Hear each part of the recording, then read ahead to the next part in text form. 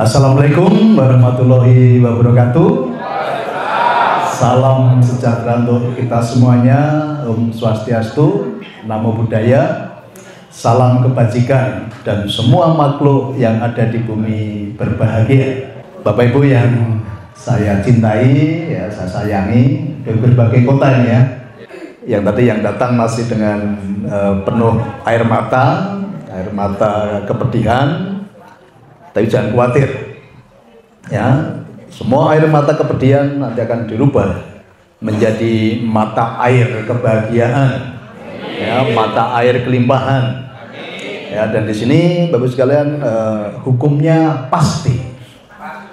Kenapa saya katakan gitu? Ya, karena yang kami ajarkan dan kami praktekkan adalah hukum-hukumnya Tuhan. Saya tidak mengecilkan agama, tapi saya mau sampaikan sebentar. Bagaimana sekarang seorang pemimpin tetapi membawa umatnya, tapi dipenuhi dengan ketidakpastian, keraguan. Ya. Tetapi yang sudah kami praktekkan, ya, kami alami dan dipraktekkan oleh ribuan orang. Saya katakan bahwa ini adalah hukum-hukumnya Tuhan, bukan hukum-hukum agama. Karena kalau agama itu nanti dipenuhi dengan penafsiran, dipenuhi dengan pendapat, maka banyak orang penafsirannya terhadap sebuah ayat itu pasti berbeda-beda. Benar nggak sih ketika saya melakukan ini nanti hasilnya akan baik? Jawabannya apa yang mereka jawab? Yang mereka katakan, semoga, mudah-mudahan. Bapak Ibu nggak sadar nggak selama ini apa yang Bapak Ibu sudah lakukan dalam berdoa pun, ya, yang sudah bertahun-tahun dilakukan juga nggak ada perubahan. Kenapa selalu pasti nanti jawabannya apa? Ya mudah-mudahan lah, semoga. Padahal Tuhan kita, ya Tuhan yang kami kenal, Tuhan yang kita alami sekarang ini, Tuhan yang selalu memberikan kepastian. Tetapi kalau hukum-hukum Tuhan itu hukum yang mengarahkan kita, ya, yang tasnya ditaruh di bangku sebesar mungkin, kasih tempat yang lain, tasnya di pangku dulu ya, karena supaya yang lain bisa dapat tempat duduk. Ayo berbagi. Itu siapa tasnya siapa itu? Oh bukan, uangnya yang kamar mandi ya.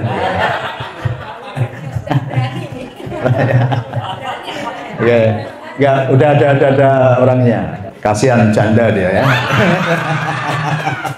Kita nggak boleh ya, menyakiti janda ya. Ya, oh sebentar lagi ya. Ada yang beruntung itu dapat janda kaya. Iya. Sing mari sugih paniko sing nampa wong liya ya. Sing nyugihke aku sing nemu wong liya ya.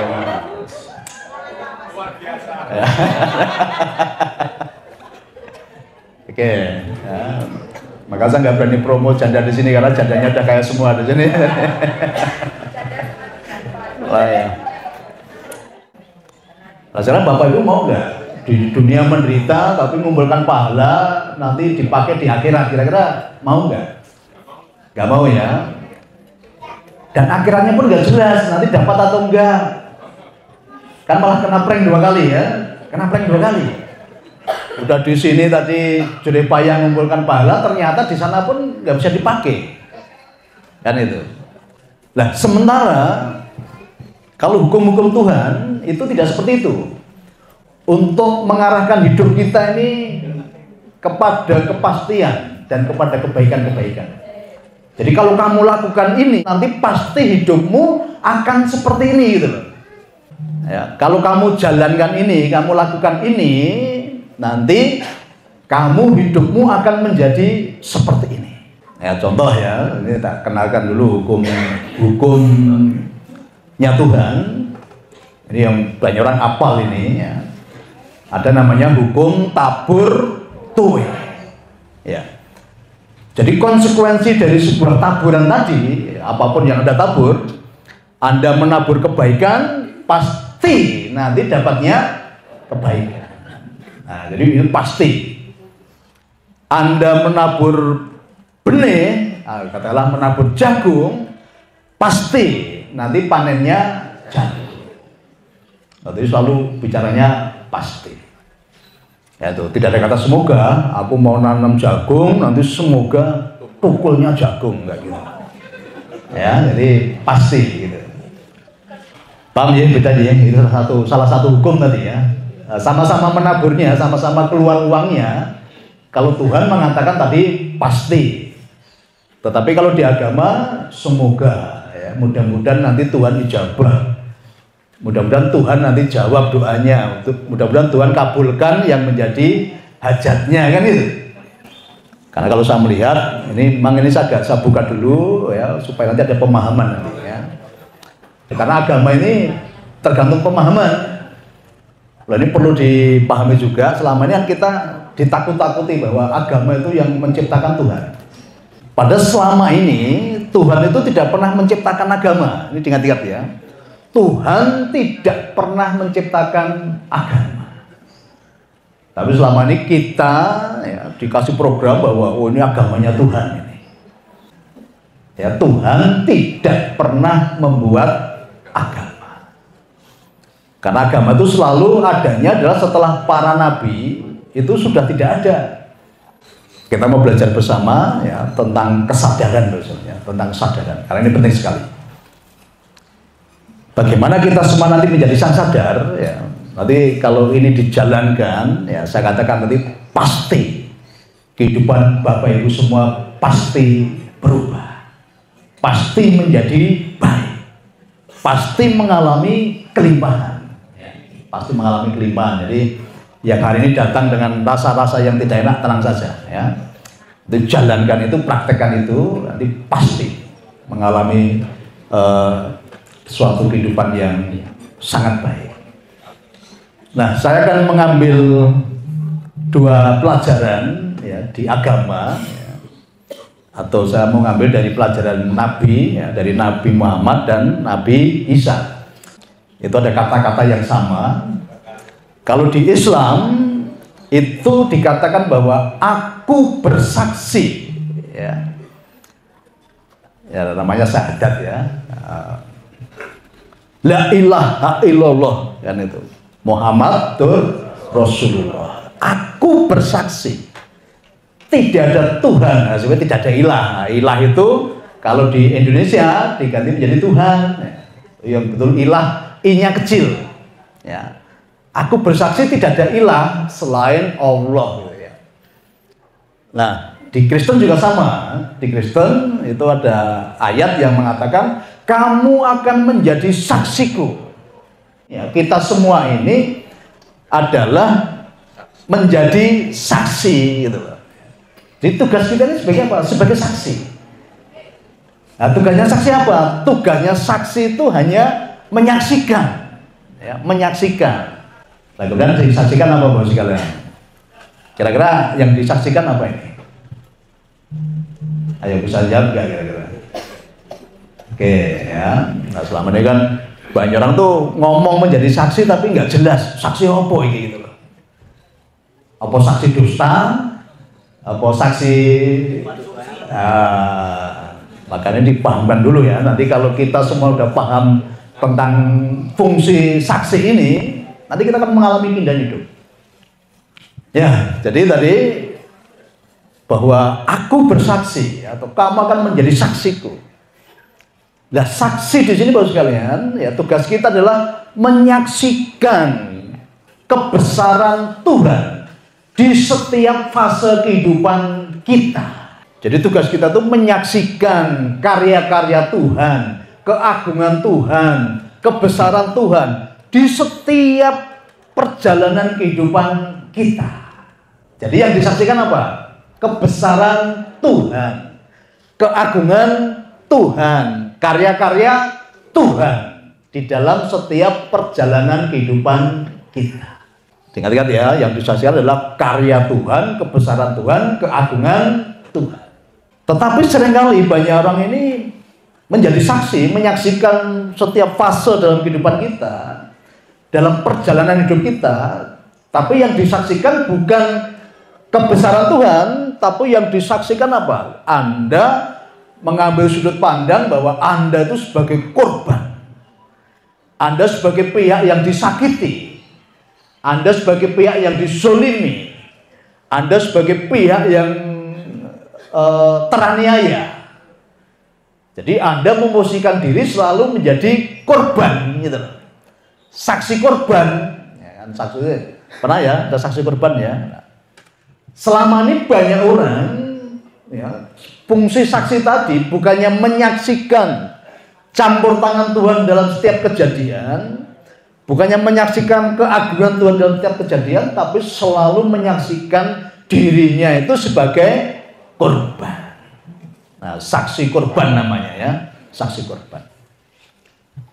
Nah, kira-kira kalau Anda sebagai saksi korban, rasamu enak atau enggak? Tidak enak. Tidak enak. Tetapi kalau setiap kejadian Anda ini menyaksikan bahwa ada karya Tuhan di situ, ada campur tangan Tuhan di situ, ada keagungan dan keberkahan Tuhan di situ, hidupmu pasti menjadi enak. Hidupmu pasti mendapatkan keberkahan. Hidupmu pasti mengalami keajaiban. Nah, jadi sekarang ini tinggal berubah dari sudut pandang yang berbeda. Kalau selama ini Anda memposisikan sebagai saksi korban tadi, kehidupan akan semakin berat. Karena pasti saksi korban itu isinya apa? Mengeluh, marah-marah, ada kebencian, ada sakit hati, ada kepedihan. Tetapi kalau kita melihat, handphonenya disita ya, handphonenya ya. Handphonenya siapa itu? Oh, ini. YouTube. Nah.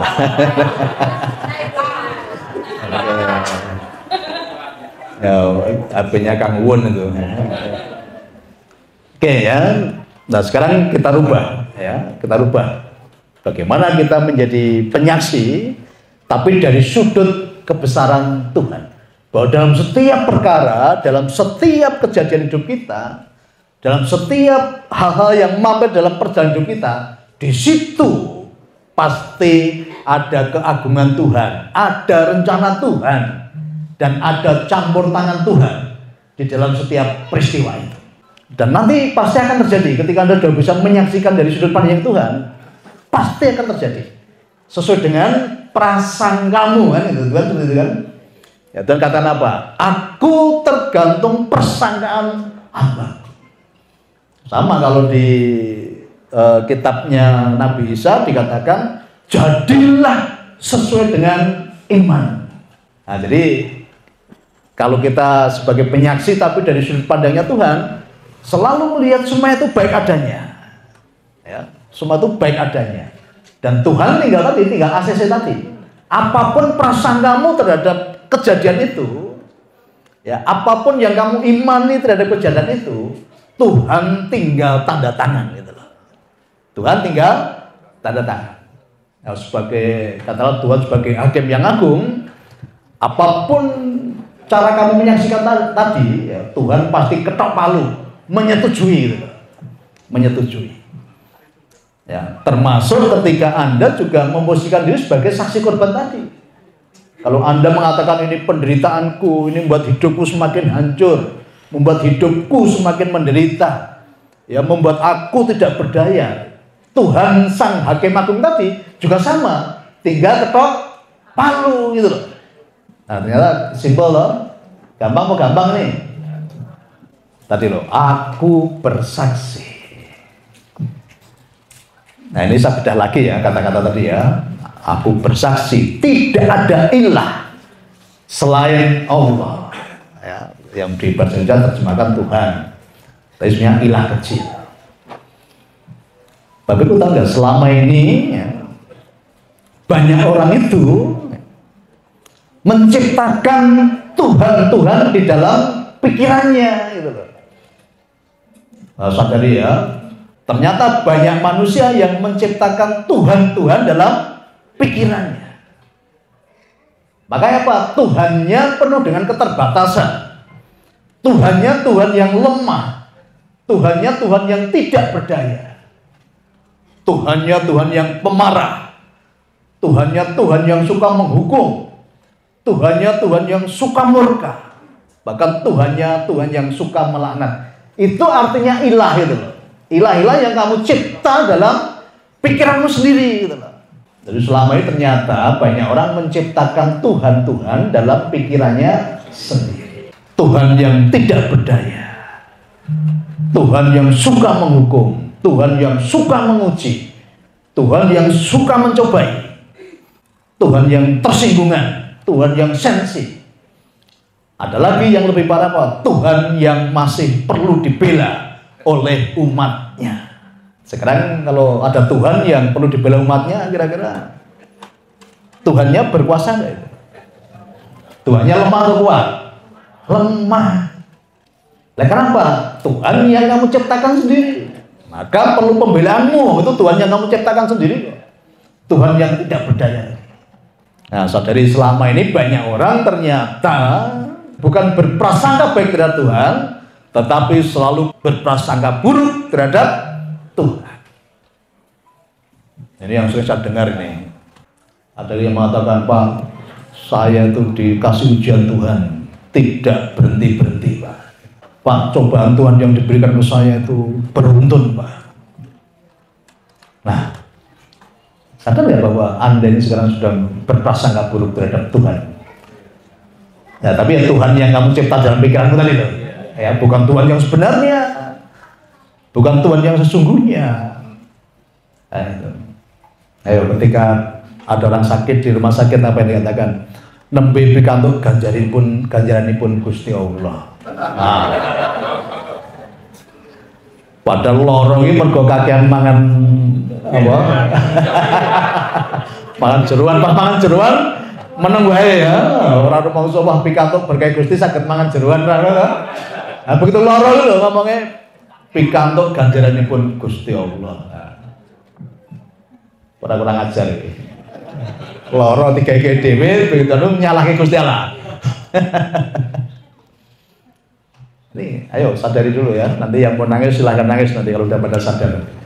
Nah, maka sadarkan loh sekalian ya. Jadi saya ini selalu melihat kejadian apapun itu dari sudut pandangnya Tuhan, dari sudut pandangnya kebesaran Tuhan. Ya, dari sudut pandangnya bahwa di situ adalah ada keberkahan Tuhan di dalam kehidupan saya. Saya tidak pernah memposisikan diri sebagai saksi korban. Nah, itulah tugasnya penyaksi, ya, tugasnya penyaksi, mengalami Tuhan di dalam hidupnya, melihat dari kacamatanya Tuhan. Oke, kita praktek dalam kehidupan sehari-hari yang sudah saya alami, ya. Ini diulang lagi ya, supaya nanti ada kesadaran dan pemahaman yang betul-betul clear. Ya, pulang dari sini nanti semuanya pasti ya menjadi baik. Nah, sekarang belajar dulu ya, belajar bagaimana kita menjadi saksi tapi dari sudut kebesaran Tuhan. Ya, Tuhan yang penuh dengan kuasa, bukan Tuhan yang kamu cipta di dalam pikiran. Karena saya mengenali ya, Tuhan saya Tuhan yang dahsyat, Tuhan yang luar biasa, Tuhan yang penuh dengan kuasa, Tuhan yang penuh dengan kasih dan sayang. Maka saya tidak pernah melihat Tuhan yang menakutkan bagi sekalian ya. Saya tidak pernah melihat Tuhan yang menakutkan. Maka saya tuh ketemu Tuhan selalu santai gitu loh. Nah, selama ini karena banyak orang punya persepsi bahwa Tuhan itu yang menakutkan, maka banyak orang ketemu Tuhan aja nggak nyaman. Ayo dicek ya. Ketika hidupmu saat kamu bertemu Tuhan tapi tidak nyaman, berarti belum clear. Selama ini persepsimu terhadap Tuhan adalah Tuhan yang menakutkan. Tapi karena Tuhan saya itu Tuhan yang penuh kasih dan sayang, saya nyaman bagi kalian ya. Minimal 1 jam ketika saya bertemu Tuhan setiap pagi, minimal. Tapi bisa 2 jam. Tadi Tuhan yang penuh kasih tadi. Bahkan saya ketemunya santai bagi kalian ya. Dengan ngopi bareng Tuhan. Nah, pada Tuhan yang saya kenal, ya, Tuhan yang selama ini bersama saya, Tuhan yang bisa ditemui kapanpun, dimanapun, dalam kondisi apapun, bahkan dengan bahasa apapun. Nah, masa ketemu Tuhan saya itu sangat santai, nyaman, ya, sambil ngopi, sambil rokokan, saya bisa berdiskusi, saya bisa ngobrol-ngobrol. Nah, maka pemahaman doa ini juga harus benar dulu Bapak sekalian ya. Namanya doa itu adalah dialog dengan Allah. Itu namanya doa. Dialog. Tapi selama ini banyak orang ketemu Tuhan cuma monolog. Cuma menyampaikan proposal aja. Benar apa benar? Menjaluk gitu kan, merintih, mengadu. Namanya ketemu Tuhan itu dialog, bukan monolog. Tapi selama ini pemahaman banyak orang ketemu Tuhan ini ngejoki proposal. Ya, karo kongkonan Tuhan, ya, ketemu karo Tuhan dikongkon. Ya, jaga istriku, jaga anakku. Ya, dikongkon ya, bahkan ada yang Tuhan sih dikongkon, Tuhan hatiku disakiti sika Tuhan. Balaskan Tuhan. Nah, Tuhan malah dadi apa? Lucu. Enak kurang ajar, Tuhan di luar rumah teh. Sadar nggak selama ini ketika ya ada lakukan seperti itu? Dilarani koncone madhoro Tuhan, ya, Tuhan kan bales ke lah. Tuhan di luar rumah teh dewe. Sing ngongkon yo rumah teh, sing ngongkon iki kurang ajar iki. Ayo sadar awakmu pernah kurang ajar karo Gusti Allah iki. Ya, bisa apa? Yang mengalir, gitu. Mengalir, ngobrol santai enak sekali. Gitu. Bahkan Tuhan pun ngasih petunjuk, ya, harus begini. Ya. Nah, justru itu saat saya santai Bapak sekalian ya, tidak mengikuti aturan-aturan tadi yang dibuat oleh banyak orang tadi. Nah selama ini banyak orang mau ketemu Tuhan dibuatkan metode, dibuatkan metode. Maka banyak orang fokusnya apa? Fokusnya ke metode, bukan ke Tuhannya. Oke bener aja metodenya ya. Metodeku kok beda karo sing kono. Nggon aku melu kene sing bener kono, repot kan? Nah selama ini banyak orang terjebak apa? Di metode tadi. Selama ini banyak orang terjebak di metode. Saya mau kasih bocoran sebenarnya, di semua kitab suci Tuhan tidak pernah membuat aturan tata cara ibadah, tidak ada.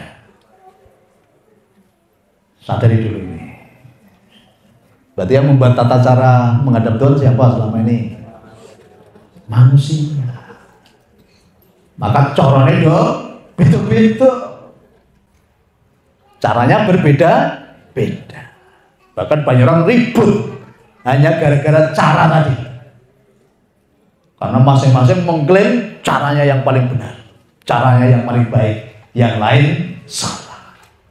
Nah, padahal Tuhan tadi Tuhan yang sederhana. Yang saya katakan apa? Saya ini ketemu Tuhan dengan ketemu Pak RT, susah ketemu Pak RT. Benar kadang Pak RT sudah pergi ya.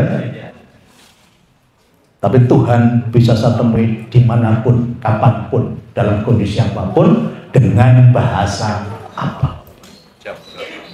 Nah, jam berapapun ya, tadi kapanpun tadi ya, jam berapapun. Nah makanya saya mengenal Tuhan tadi, Tuhan yang tidak pernah marah-marah, Tuhan yang tidak pernah menghukum. Nah selama ini ternyata kita dapat pemahaman Tuhan yang tadi ya, Tuhan yang jauh di sana. Nah ini Tuhan apa nih? Tuhan yang dicipta banyak orang di dalam pikirannya tadi. Jadi Tuhan dipersepsikan seperti manusia gitu loh. Kenapa banyak Tuhan yang lemah tadi? Karena banyak orang mempersepsikan Tuhan itu seperti dirinya, seperti manusia tadi. Oh suka Tuhan ini suka membalas kan? Nah, karena apa? Ditepake awake dhewe. Karena awake dhewe nek dilarani wong ya balas itu loh. Lalu Tuhan yang selama ini dicipta banyak orang itu. Tuhan yang lemah, Tuhan yang tidak bisa mengatasi masalah kan itu. Banyak orang katakan, Pak, saya punya masalah yang besar. Nah, saya katakan, kalau kamu punya masalah yang besar, berarti Tuhanmu selama ini kecil. Berarti masalahnya dengan Tuhannya besar mana? Besar masalahnya. Maka bisa rubah. Masalahmu adalah masalah yang biasa. Tetapi kamu punya Tuhan.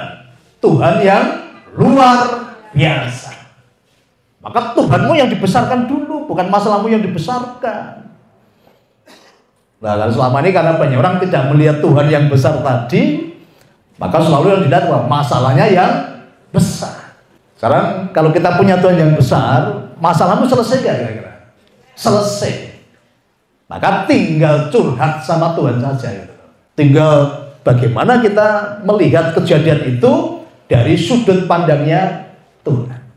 Nah, nanti ini namanya ya menjadi saksi, tapi sadari bahwa dalam setiap peristiwa hidupmu di situ ada rencana Tuhan yang indah atas kehidupanmu ya. Karena kehidupanmu itu sebenarnya belum berakhir kan. Masalah itu tidak membuat akhir dari hidupmu kan, bukan. Hidupmu itu belum berakhir. Gitu loh. Itu masih dalam sebagian dari perjalanan hidupmu kan itu. Yang sering saya gambarkan bahwa ibarat sinetron yang Anda alami ini baru 125 episode dari 400 episode gitu. Jadi itu belum akhir dari hidupmu. Setiap masalah yang ada itu belum akhir dari kehidupanmu. Itu baru sebagian perjalanan dari kehidupanmu. Dan Tuhan tadi, Tuhan yang sangat demokratis. Apapun yang kamu lihat dan apapun yang kamu sangkakan, ya, hai umatku, apapun yang kamu percayai, hai umatku, atas kejadian itu, itulah yang aku akan ketok palu, ya. Aku akan ACC. Jadi apapun yang kamu sangkakan terhadap peristiwa dalam kehidupanmu itu Tuhan tinggal ACC. Kalau kamu sangkakan itu menjadi kebaikan, pasti itu menjadi kebaikan. Nah, yang dialami apa? Dulu orang berprasangka kan jelek ketika uangnya dibawa orang lain, ya. Ngomong, Pak, uangku ditipu, Pak, uangku hilang ditipu, Pak. Gitu. Nah, ternyata dengan saya rubah cara berprasangkanya, saya katakan uangmu tidak hilang, uangmu sedang berpindah tempat dan tidak lama lagi, ya, uangmu melipat gandakan dirinya sendiri dan segera kembali kepadamu dengan membawa teman-temannya. Nah, ini kan tak rubah prasangkanya dan ternyata langsung di-ACC sama Tuhan itu loh. Maka banyak orang mengalami kelimpahan, uangnya yang jalan-jalan tadi segera pulang dan membawa teman-temannya. Nah, makanya bertambah sugih.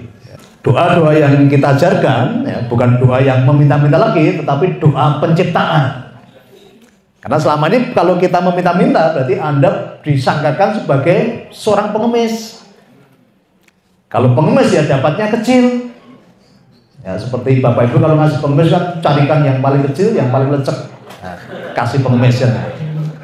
Nah, sama karena selama ini kamu berprasangka sebagai pengemis, meminta-minta, ya udah dapatnya kecil. Dapatnya kecil. Kelimpahan tidak akan pernah terjadi. Ya, saya bersyukur kemarin tadi malam juga datang lagi ada saudara kita di Pekalongan, datang pertama mengucap syukur, terima kasih ya. Walaupun belum ketemu saya, tapi sudah mempraktekkan doa yang saya ajarkan. Dan ada keajaiban loh sekarang ya. Begitu mempraktekkan doa yang saya ajarkan, dia dapat rezeki yang tidak disangka-sangka. Saya suruh ke Jakarta ngambil uang. Pikiran beliau, pikiran dia ya, paling sekitar ratusan juta gitu. Tapi apa yang terjadi kalau sekarang ya? Di Jakarta disiapin ada koper isi uang.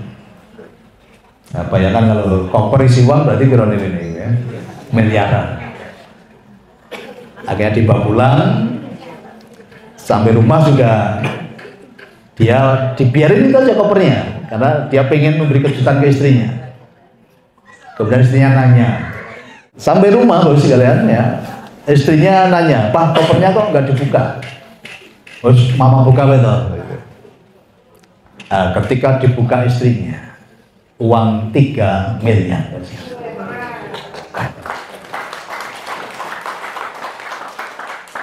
Nah, rezeki yang tidak disangka-sangka. Kadang doanya apa? Ya, rezekiku mengalir dari berbagai sumber, dari sumber-sumber yang terduga maupun yang tidak terduga. Nah, yang tidak terduga ternyata jauh lebih besar daripada yang terduga. Nah, selama ini Bapak Ibu menjadi penyaksi dalam hal rezeki itu selalu melihat sumber yang terduga saja, gitu loh. Maka banyak orang apa? Kalau khawatir, takut, karena apa? Sumbernya mulai mengecil, ya, sumbernya mulai mengecil. Karena selama ini banyak orang tertuju kepada sumber yang terduga tadi. Usahaku, pekerjaanku, itu semua terduga. Semua terduga. Nah, lama-lama sumbernya mengecil. Akhirnya apa? Menjadi khawatir, takut. Justru kekhawatiran, ketakutan justru membuat kehidupan akan semakin turun. Maka yuk kita belajar menjadi saksi, tapi saksi dari sudut pandangnya Tuhan. Saksi dari kebesaran-kebesaran Tuhan tadi.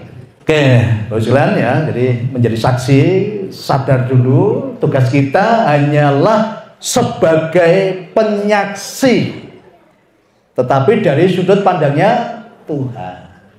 Nah, kalau jadi penyaksi itu nggak usah ngasih arti, ya. Karena kalau kamu masih di sudut pandang manusia tadi, di level yang rendah tadi, nanti pasti artinya jelek, pasti artinya jelek. Ya. Wah, juga aku dizolimi kan ini kan. Waduh, mobilku ke Melayu. Nah, padahal kalau dari sudut pandang Tuhan kan gampang. Oh, mobilku bermanfaat untuk orang itu. Dan aku tahu Tuhan sudah siapkan gantinya yang jauh lebih baik dari yang dibawa temanku ini. Akan enak, Saudara. Ya, apapun yang terjadi, coba merubah cara pandang ya dari sudut Tuhan. Ketika uangmu dibawa temanmu, rubah sudut pandangnya, jangan sebagai korban. Oh, terima kasih Tuhan, uangku yang ada kan cuma pindah tempat loh. Saat ini sedang melipat gandakan dirinya sendiri dan segera kembali kepadaku dengan membawa teman-teman. Saat hatimu dilukai, ya, selama ini ya banyak orang kemarin ada, "Pak, suamiku tuh setiap kata-katanya pedas, sering melukai, sering menyakiti." Lama dilihat dulu dari sudut pandang yang berbeda. Tuhan, terima kasih Tuhan. Dengan luka yang ditorehkan oleh siapapun, entah itu suamimu, entah itu orang lain, luka itu membuat aku semakin kuat. Luka itu membuat aku semakin bertumbuh. Luka itu membuat aku semakin besar dan menghasilkan buah yang lebat, sehingga buahku bermanfaat bagi banyak orang. Karena pohon itu, Bapak sekalian, untuk menjadi besar itu perlu dilukai, gitu loh. Tahu pohon karet ya? Pohon karet itu semakin sering dilukai, semakin besar ya. Pohon garu juga gitu, semakin dilukai dia semakin besar dan harumnya semakin kuat. Nah, makanya ya dirubah dengan cara pandang Tuhan. Ketika dia melukaimu, katakan, "Tuhan, terima kasih. Kalau dia saat ini meninggalkan luka dalam hatiku, ternyata aku bertumbuh semakin kuat dan aku mengeluarkan wangi-wangian dari dalam hidupku. Wangiku semakin semerbak. Banyak orang mendapatkan manfaat dari keharuman hidupku." Benar apa benar? Nanti dari supaya Tuhan. Benar banget ya. Ngono nangis ndrindil dan. Nah, itu cara selalu melihat dari sudut pandangnya Tuhan. Nah, nanti semakin kita menyadari tadi, kesadaran kita semakin meningkat, kehidupan pasti menjadi sangat baik. Oke, kesadaran itu begini misalnya. Jadi kesadaran itu ada level-levelnya ya. Di YouTube yang dulu sudah ada. Tapi saya akan kasih gambaran yang lebih yang lebih sederhana, ya. Level kesadaran itu begini, seperti orang naik gunung, ya, seperti orang naik gunung. Ketika level kesadaran Anda masih rendah, masih di bawah, orang naik gunung itu ketika masih di bawah yang dilihat apa? Jurang, tebing, bandutan, eri, ulo, singo, boyo, ya, dan macam-macam. Kenapa? Posisi masih di bawah. Selalu yang dilihat adalah semua yang serba tidak enak. Ya, ke sana lihat tebing, noleh sini jurang. Ada ular, ada bandutan, ada pring apa itu yang rembuyung itu yang itu.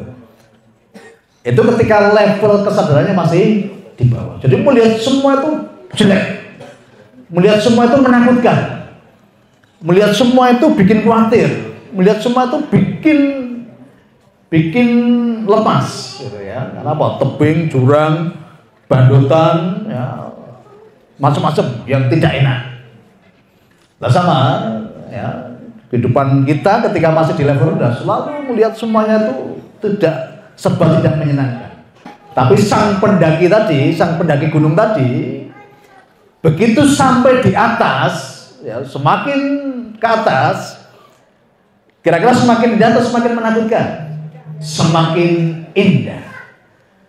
Ketika sudah di puncak, sudah di level yang tinggi, tidak ada keluhan sama sekali. Yang ada apa? Cuma ucapan syukur atas kebesaran dan keagungan Tuhan. Kenapa? Levelnya sudah di atas. Maka yang diucapkan apa? Hanya mengucap syukur dan penuh dengan keagungan Tuhan tadi. Melihat sejauh mata memandang, baik adanya, indah adanya. Bahkan matahari terbit saja, ketika dia lihat matahari terbit, itu bisa mengucap syukur dan mengatakan sesuatu yang luar biasa. Alhamdulillah, puji Tuhan, sangat indah sekali. Nah, itu udah levelnya di atas. Nah, kalau levelnya masih di bawah, tiap hari matahari terbit itu loh, rati gagas. Malah sumomen gitu nih ya, panas benar itu. Padahal sama-sama menyaksikan matahari terbit. Tapi bagi yang levelnya di bawah, isinya keluhan tok. Tapi ketika orang yang udah level di atas tadi, matahari terbit pun bisa membuat apa? Bersyukur. Bahkan menangis melihat keindahan tadi. Ya, selama ini dengan ini matahari terbit terus mengucapkan syukur kepada Tuhan. Boten Pak. Ayo nanti kita naik ke level kesadaran yang tinggi. Melihat semuanya baik adanya. Melihat semuanya sejauh mata memandang. Semuanya baik adanya. Nah, termasuk apapun yang singgah dalam hidupmu saat ini, ayo belajar melihat dari sudut pandangnya Tuhan, dari kebesaran-kebesaran Tuhan. Nanti Tuhan pasti akan mengubahkan itu semuanya. Ada satu firman yang mengatakan gini, Tuhan ikut campur tangan dalam segala sesuatu. Untuk apa? Untuk mendatangkan kebaikan. Ya, bagi orang-orang yang mengasihinya. Nah, jadi apapun kondisimu saat ini, ya, pokoknya sekarang taruh prasangka yang baik. Terima kasih Tuhan. Dalam hal ini pun engkau pasti campur tangan. Artinya masalah itu bukan Tuhan yang mendatangkan gitu loh. Tapi dalam kejadian itu, kalau Anda melibatkan Tuhan untuk campur tangan atas perkara itu, atas masalah itu, pasti nanti kebaikan akan datang. Nah, jadi sekarang diprasangkan aja ya, kondisimu saat ini seperti apa, maka sekarang diprasangkakan, Tuhan terima kasih. Dalam hal ini pun engkau pasti ikut campur tangan untuk mendatangkan kebaikan di dalam kehidupan. Ya, berani nggak mengatakan seperti itu? Ya, kalau hidupmu mau berubah, katakan itu. Tuhan, terima kasih. Dalam hal ini pun, kalau yang sering saya buat singkat kan, Tuhan, yang ini pun baik buat saya. Dan Tuhan tinggal ngasih saya gedok palu, prasangkamu baik, dadi apik. Tuhan yang demokratis tadi kan. Selama ini kan banyak orang melihat Tuhan yang kaku, ya Tuhan yang tidak bisa diajak kompromi gitu. Ada kompromi dalam kebaikan, bukan dalam kejahatan ya. Artinya tadi yang kelihatannya tidak baik pun Tuhan sanggup mengubahkan itu menjadi kebaikan di dalam kehidupan kita. Nah, inilah tugasnya sebagai saksi tadi. Aku bersaksi. Tidak ada ilah-ilah kecil. Selama ini ilah-ilah kecil tadi yang kamu buat sendiri dalam hidupmu tadi. Tetapi aku melihat kebesaran-kebesaran Tuhan di dalam kehidupanku. Dan ketika Anda sudah bisa menjadi penyaksi tadi, Anda pun nanti akan dipakai Tuhan menjadi utusannya, gitu loh. Jadi masing-masing kita itu sebenarnya juga utusannya Tuhan. Paham ya? Jadi Tuhan itu selalu mengutus umatnya, nggak hanya zaman Nabi, nggak ada zaman dulu saja. Jadi masing-masing kita nanti setelah menjadi penyaksi yang baik tadi, kesadaran kita sudah tinggi, masing-masing kita pun nanti akan menjadi utusannya Tuhan. Oke, Tuhan pernah sadar nggak bahwa Tuhan pun pernah mengutus Mbak Titin ke tempat Anda? Pernah ya. Nah, jadi Mbak Titin pun sebagai utusannya Tuhan. Berkali-kali ya. Wah, ini utusannya kesergepen namanya. Nah, sadari bahwa masing-masing kita ini pernah menjadi atau diutus Tuhan, ya, pernah diutus Tuhan. Saya pun juga pernah diutus Tuhan ke tempat Mbak Titin, ya, kan.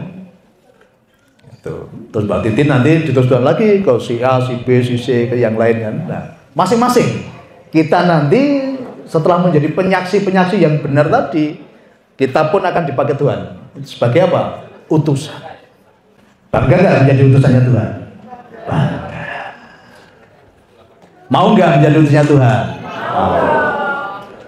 Siapa? Saya sangat senang dan bisa dengan bahagia siap menjadi utusannya Tuhan. Kan luar biasa loh sekalian. Utusannya pandai kowe do pena-pena uripe ya. Apalagi kalau utusannya Tuhan, semakin dahsyat. Harus semakin dahsyat kan itu. Nah, jadi itu tugas penyaksi ya. Masuk ke level kesadaran yang lebih tinggi lagi. Nanti sejauh mata memandang, Bapak Ibu akan mengalami, merasakan keindahan dan kebaikan Tuhan di dalam setiap kejadian hidupmu. Rotok plong dong ini datang masih dengan beban tadi. Plong ya, ganjelnya udah hilang ganjelnya ya. Ya.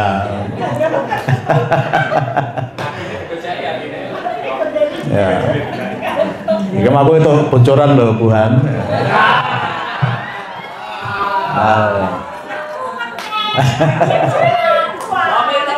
Ayo. Sing ngopeni aku, sing nyugeke aku, sing nemu wong liya ya.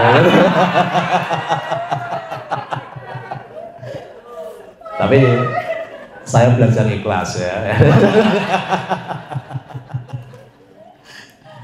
Terus tambah seneng aku ya di pasangan nih. Oh gitu ya. Ya tunggu undangannya. Nah ini persoalannya ini bukti saya mendampingi dia sejak masih ada suami, terus ditinggal suaminya, mau suami lagi ya.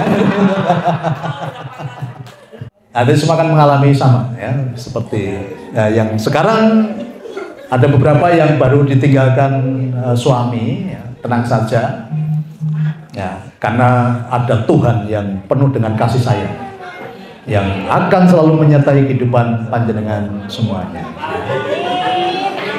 Ya. Oh, sinau karebuhan ya. Yang baru ditinggalkan suami tercinta kan itu. Oke, jadi kita semua belajar menjadi penyaksi ya. Aku bersaksi. Ya. Kamu akan menjadi saksiku. Ini sama ini. Dua agama mengajarkan kita, memerintah kita untuk menjadi saksi. Ternyata selama ini Bapak Ibu menjadi saksi apa tadi? saksi korban. Ya. Mari dirubah sekarang menjadi saksi dari sudut pandangnya Tuhan, dari sudut kebesaran Tuhan. Dan Tuhan sebagai hakim akan ketok palu apapun yang kamu saksikan berdasarkan persepsinya Tuhan. Nah, ternyata Tuhan itu indah ya. Tuhan yang penuh kasih, bukan yang suka marah-marah, bukan yang suka menghukum. Oke, saya yakin nanti pulang dari tempat ini ya, semua menjadi penyaksi-penyaksi atas kebesaran Tuhan.